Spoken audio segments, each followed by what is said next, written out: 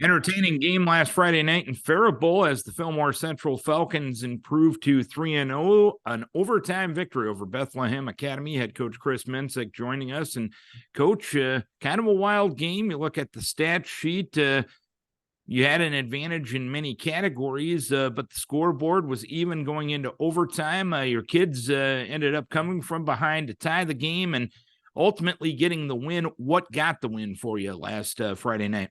There, like you said, you can have all the stats and you want, but the one main stat we're concerned about is that W on the scoreboard. So very proud of our kids.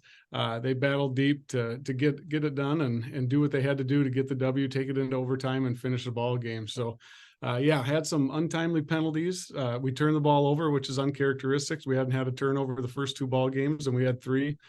This game put the ball on the ground one other time, but recovered it. So, and the turnover margin was actually equal. They had three, we had three.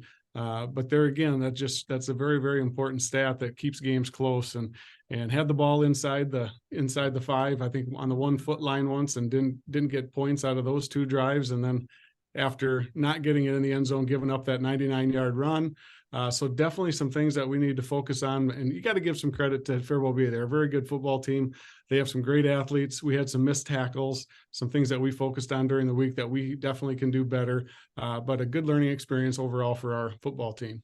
You talked about your turnovers, but your defense was able to force one on that first series of overtime.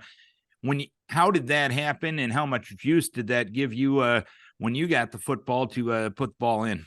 Right. What a great experience for our kids to get into overtime. We haven't been in overtime for a year or two. And to be able to pick defense, that's what you want to do. We won the toss, so we're able to know what we had to do to get the victory. And what happened is they snapped it over their quarterback's head. So just those fundamental things that went over his head, and the ball got kicked around, and we ended up recovering it probably on the 35, 40-yard line. So it was kicked back there a ways. I think it was maybe was it second down, I believe, that we recovered that and were able to get the ball and punch it in the end zone. So those fundamental things, we had some of those mistakes as well. And those details are so important. You have to focus on those little things, because if you can't get the snap, nothing else matters. How do you go about focusing on those little things this week in practice, knowing the fact that they can be the difference between a W and an L? Because it's one thing to say it as a coach. It's another thing to implement it as a coach. How do you guys as a coaching staff implement those changes that need to be made to make sure those little things go your way the next time?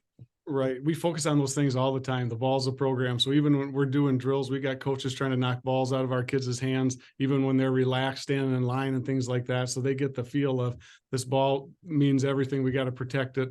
We have our quarterbacks and centers out there before practice taking snaps all the time, taking extra snaps while you're waiting in line. You can never get enough reps at that.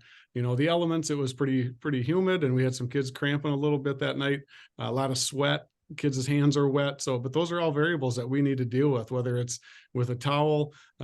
We need to figure out ways with our kids to be able to take those things and learn from them and get better as we move forward. But you did put up 443 yards of total offense, including 304 on the ground, which is a very good number. How did your backs and offensive line work together to put up a pretty impressive number for a single game? Right. We got it. That's been a focus. We have to take what the defense is giving us. So we had a light box. They had played with two safeties and pressed on the outside and tried to take some of our playmakers away on the outside. So in those situations, we have to be able to run the football. And Tyler Mayer, Henry Liu, Brody Niemeyer, Atlee Hirschberger, and Joey Ristow, our offensive line, took that to heart.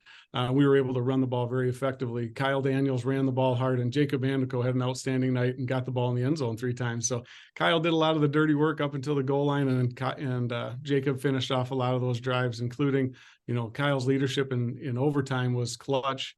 We had a play called. The way they were lined up, we needed to switch the play. They were able to do that with our senior leadership, and Kyle recognized that, switched the play, and we got an easy walk into the end zone. So those are things that, seniors, some of those guys that have a lot of experience need to be able to do, and they performed and answered the call Friday night. And 53 of your 65 plays were on the ground, but the 12 passes you put up, you averaged over 10 yards per pass completion, which is pretty healthy. How were you able to do that, knowing the fact they were trying to take some of your playmakers away?